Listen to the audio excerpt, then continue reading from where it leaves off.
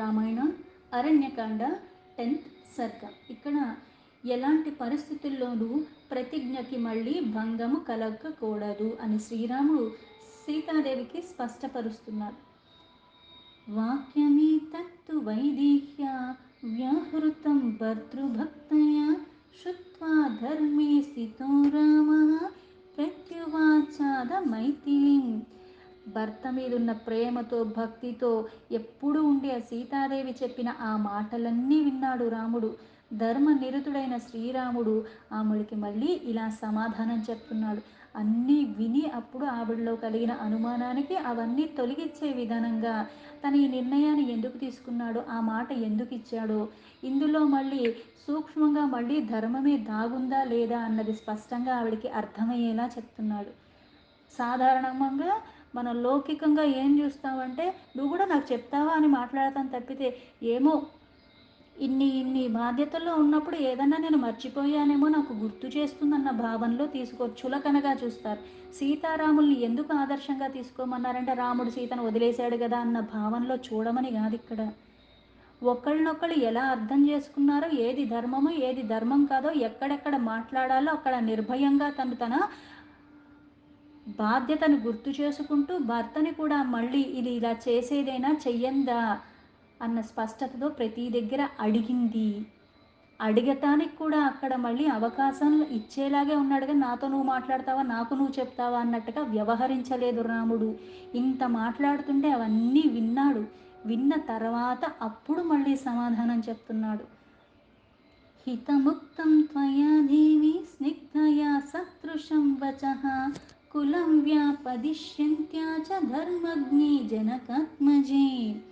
ఓ దేవి, నువ్వు మహోన్నతమైన జనక మహారాజు యొక్క వంశంలో జన్మించావు. ధర్మజ్ఞుడు ఆయన, అలాగే నువ్వు కూడా ధర్మం బాగా తెలిసిన దానివి, అందుకే ధర్మజ్ఞురాలివి. నాపై నీకు ఉన్న ఆ ప్రేమ చాలా గాఢమైనది. ఎక్కడ నేను కొంచెమైనా దాన్ని తప్పుతానేమో అని ఆ భయం కొద్దే నాకు చెప్పావు. అన్ని విధాలుగా నీకు తగినట్లుగానే నా హితాన్ని కోరుకుంటూనే నువ్వు మాట్లాడావు. నువ్వు మాట్లాడినట్లు ఎక్కడా తప్పు లేదు అన్నాడు. కిం తు వక్ష్యామ్యహం దేవి త్వయైవోక్తమిదం వచః క్షత్రియోర్ధార్యతే చాపో నార్తశబ్దో భవేదితి. ఓ దేవి, క్షత్రియులు ధనుర్ధారులై ఉన్న చోట ఆర్తనాదం వినపడకూడదు. అంటే క్షత్రియుడై ఉన్నాడు, పైగా ధనుస్సు ఇవన్నీ ఉన్నాం. అక్కడ ఇంకొకళ్ళు బాధకి లోనైపోయి వాళ్ళు ఏడవటాలు ఇవన్నీ చెయ్యకూడదు. అందుకే వీళ్ళు ఇవన్నీ ధరించి ఉన్న చోట ఆర్తనాదం వినపడకూడదు. అంటే వాళ్ళ రక్షణ చూసుకునే భారం ఎప్పుడూ ఉంటుంది క్షత్రియుడికి ఎక్కడున్నా అని నీవే చెప్పావు కదా. నేను చెప్పవలసింది ఇంకే ఏముంది? ते चाप्ता दण्डकारण्ये मुनयः संशितव्रताः मां सीते स्वयमागम्य शरण्याः शरणं गताः वसन्तो धर्मनिरता वने मूलफलासनाः न लभन्ते सुखं भीता राक्षसेः क्रूरकर्मभिः. ఓ సీత, దండకరణ్యంలో దీక్షతో తపస్సు చేసుకుంటున్న ఆ మునులు ఆర్తితో స్వయంగా వచ్చి నన్ను శరణు వేడుకున్నారు కదా. మమ్మల్ని రక్షించండి, మాకు బాధ కలుగుతుంది, ఈ బాధల నుంచి విముక్తి కలిగించండి అని నన్ను వేడుకున్నారు కదా. వారు రక్షింపదగిన వారు కదా. వారు వనముల్లో కందమూల ఫలాలే ఆహారంగా తీసుకుని ధర్మానికి కట్టుబడి జీవిస్తున్నవారు. క్రూరాత్ములైన రాక్షసులు ఆగడాలు మితిమీరిపోయి వాళ్ళు తట్టుకోలేక అడిగారు.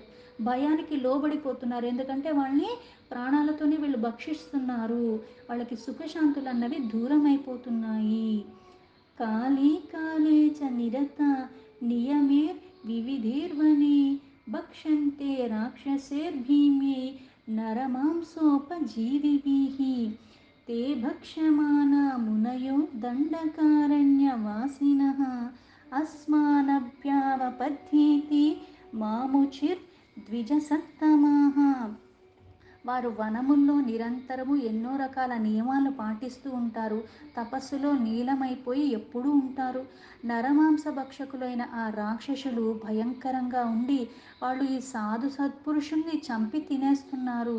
ఇట్లా రాక్షసులు పెట్టే బాధలకు గురవుతున్న కారణంగా వాడికి ఎవరు రక్షణ కల్పిస్తారు? దండకారణ్యంలో నివసించే ఈ ద్విజులందరూ కూడా ఆ మునులు మమ్మల్ని అనుగ్రహించండి, మాకు ఈ భయాల నుంచి విముక్తి కలిగించండి అని చెప్పి నన్ను వేడుకున్నారు కదా. మయా తు వచనం శ్రుత్వా తేషామేవం ముఖాచ్యుతం కృత్వా చరణ శుశ్రూషం వాక్యమేతదుదాహృతం. నువ్వు స్వయంగా విన్నావు కదా ఆ మాటలు, సావధానంగానే విన్నావు కదా. తర్వాత వారికి పాదాభివందనం చేసి ఇట్లా మళ్ళీ వచించాము. ప్రసీదంతు భవంతో మే ప్రీరేషాహి మామాతునా యదీదృశ్యేరహం విప్రేహ ఉపస్థేయోరుపస్థితః కిం కరోమితి చ మయా వ్యాహృతం ద్విజ సన్నిధౌ. ఆ మహాత్మురాల, నా మీద ప్రసన్నుల కండి, విప్రోత్తములైన మీరు ఈ విధంగా నన్ను ఆర్దిస్తున్నందుకు నేను సిగ్గుపడుతున్నానన్ను విన్నావు కదా. వాళ్ళకి నమస్కరించి నేను చెప్పింది అంటే, రాజు అందరి క్షేమాన్ని చూసుకోవాలి, మాకు బాధ వస్తుంది, ఇక్కడ ఈ పరిస్థితి బాగలేవని వాళ్ళు వచ్చి చెప్పుకునే పరిస్థితి వచ్చిందంటే ఎక్కడో ఈయన పరిపాలన బాగలేదని కదా అర్థం. అందుకే సిగ్గుతో తల వంచుకున్నాను, నేను సిగ్గుపడుతున్నాను. నేను ఉండగా వీళ్ళకి ఇలాంటి పరిస్థితి ఎందుకు వచ్చింది, నేనేమీ చెయ్యలేకున్నానే, అందుకే పాపం వీళ్ళు తట్టుకోలేక ఇంత తీవ్ర స్థాయికి వచ్చాక నా దగ్గరికి వచ్చి చెప్పుకోవాల్సిన పరిస్థితి వచ్చింది అని నేను వారి సమక్షంలో చెప్పింది నువ్వు విన్నావు కదా అన్న. సర్వే రేతేహ సమాగమ్య వాగియం సముదాహృత రాక్షసేర్దండకారణ్యే బహుభిః కామరూపిభిః ఆర్తితాహస్మా దృఢం రామ భవాన్ నస్తత్ర రక్షతు.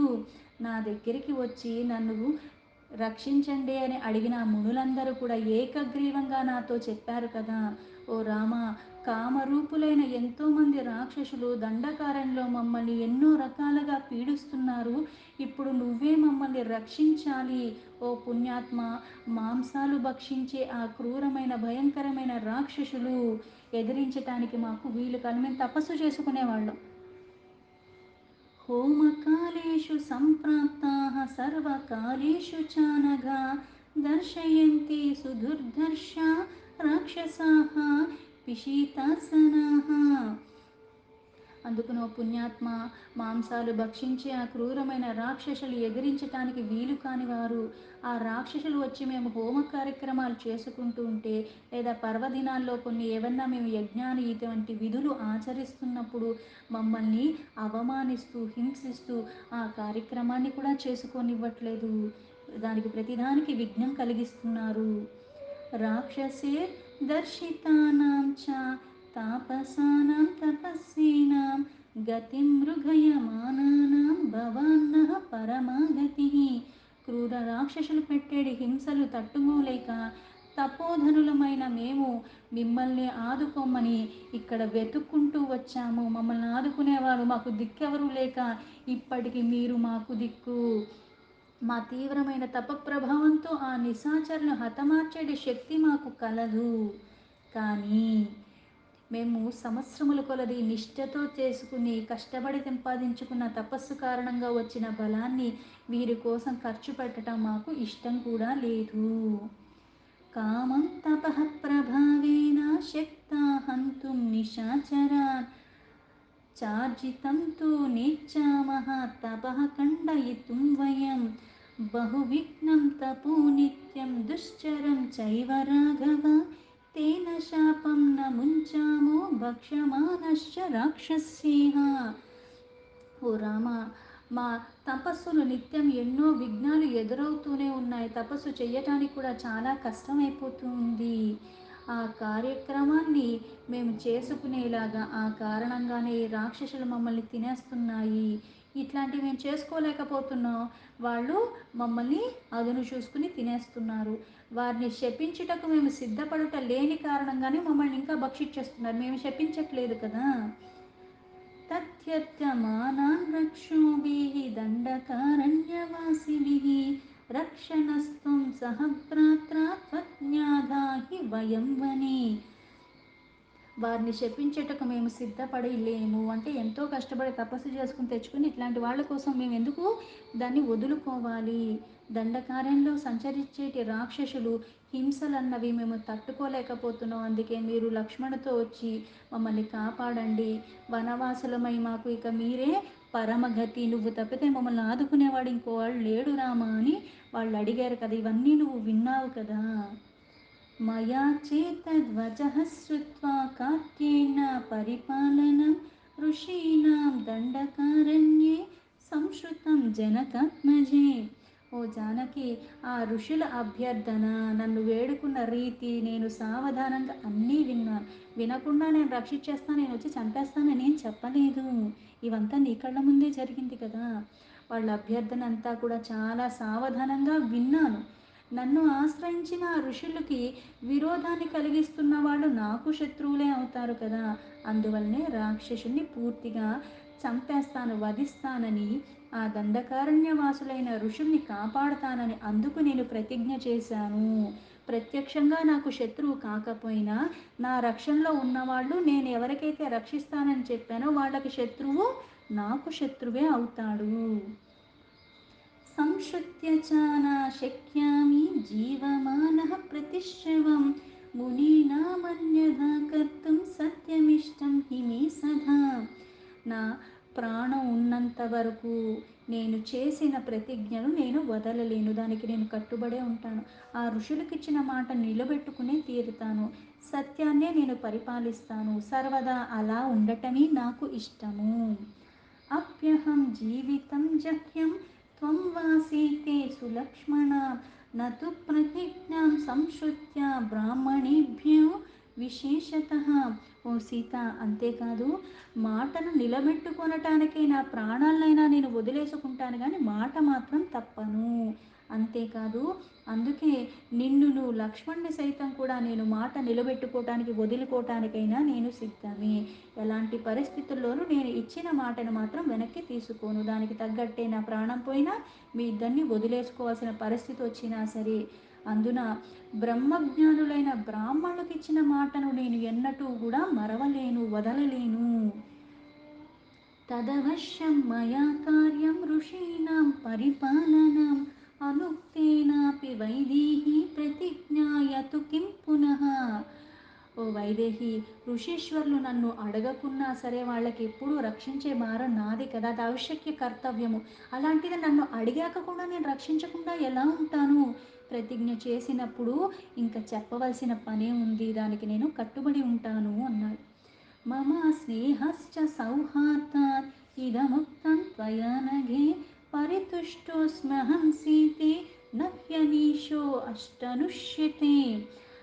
పవిత్రాత్మురాలువైన ఓ సీత, మన ప్రేమ అనురాగాల వలన సుహృద్భావ కారణంగానే, అంటే మంచి చెడులు విచక్షణ ఉంది కాబట్టి, ధర్మం కూడా బాగా తెలుసు కాబట్టి, నా మీద ఉన్న ప్రేమ కారణంగా మనకి ఎవరైనా బాగా ప్రియంగా ఉన్నవాళ్ళు వాళ్ళు ఎక్కడైనా ఇంకొక తప్పు అడుగు వేస్తున్నారో, తప్పుడు నిర్ణయాలు తీసుకున్నప్పుడు మన బాధ్యతగా మనం అడిగినా అడగకపోయినా ఆ సలహా ఇస్తాం మనం.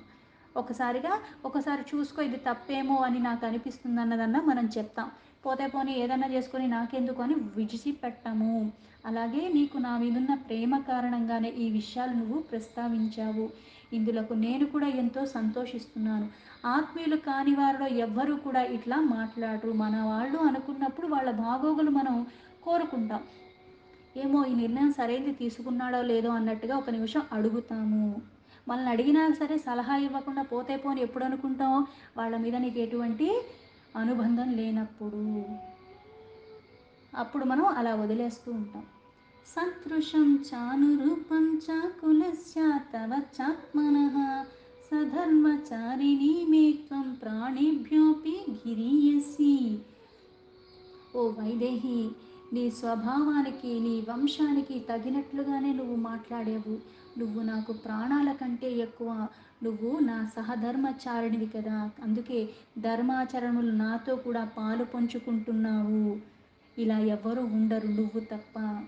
ఇత్యేవ ముక్తా వచనం మహాత్మా సీతాం ప్రియాం మైథిల రాజపుత్రీం రామో ధనుష్మాన్ సహ లక్ష్మణేన జగామ రమ్యాని తపోవనాని. మిథిలాది రాజు ఒక్క కుమారివి తనకు ఆత్మీయురాలైన సీతాదేవి ఇలా చెప్పగా తనకి సమాధానం చెప్పిన రాముడు లక్ష్మణుతో కలిసి ధనుర్ధారి అయి ముందుకి రమ్యములైన తపోవన భూమిని చూసుకుంటూ బయలుదేరిపోతున్నారు. దీంతో వాల్మీకి మహర్షి విరచితమైన ఆది కావ్యమైన శ్రీమద్ రామాయణంలో అరణ్యకాండలో 10th సర్గ సంపూర్ణం.